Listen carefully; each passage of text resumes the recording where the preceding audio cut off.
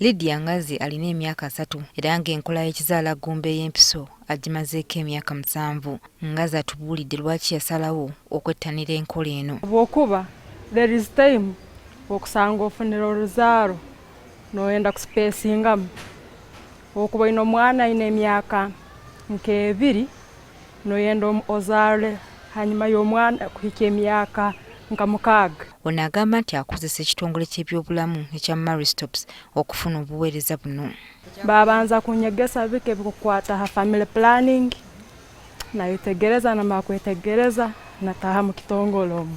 Ku Lwokubiri lwa wiiki eno abakugu mu byobulamu ku ttendekero Makerere bafulumya alipoota ku kunoonyereza kwe baali bakoze ku nkozesa ya kizaalaggumba mu ggwanga. Ebyavudde mu kunoonyereza kuno byalaze nti banayuganda bongedde okwettanira enkola eno nga bayita mu kutuukirira ab'ebyobulamu mu malwaliro ga gavumenti n'ag'obwannannyini. Okunoonyereza kuno era kwalaze nti abakyala ebitundu 44 baweebwa obubaka obukwata ku nkola ey'ekizaalaggumba so nga ate bo ebitundu 56 tebaweebwa bubaka ku nkola y'ekizaalaggumba. Abakyala 25 bafuna obubaka obubamala ate bo abakyala 210 tebaweebwa mukisa kubuuza ku nkola eno. Twababuuza oba baaga abasawo ababakolako n'abantu bonna abakolako mu facility muno oba bababuulira nti waliwo byasobola okufuna abakozesezza enkola zino byebatadde basuubira era baba bifunye balina engeri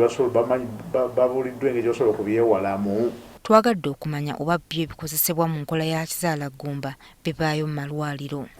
Naye twazula okutwalira awamu ku buli health facility gye twabuuza ku buli health facility 10 twazuulanga 8 okutwala awamu zaali 2 n'ebintu ebyo. Kyokka Dr. Makumbi atubuulidde ku kusoomooza abasawo kwe basanga mu kutuusa obuweereza buno eri abantu ababwagala. Kubanga abantu bafuna bangi nnyo kato kansolinga n'okubudaabuda n'okuwa information ate oluusi byetaagisa obudde bungi nnyo okusinga n'abantu balina n'abo abaweereza. Kuno kosana okuba nti oluusi ebyeyambisibwa mu nkola eno bibula. Ku malwaliro 10 oba facility 10 n'ozuula nga 6 ze zibirina n'ozuula nga 5 ze zibirina ate omuntu ayagala okukozeseza bw'ayagala abisangireyo. Ono kati atubuulidde nti bakwataganye ne Ministry y'ebyobulamu okulaba engeri ebizibu bino gye bisobola okugonjoolwamu. Kaakati ne balaba nti twetaaga okwongeramu amaanyi kuba nti eri muntu yandigenze okugenda ku malwaliro okubanga natasangayo kyayagala. Joyce Nakato, NTV ku ssaawa emu.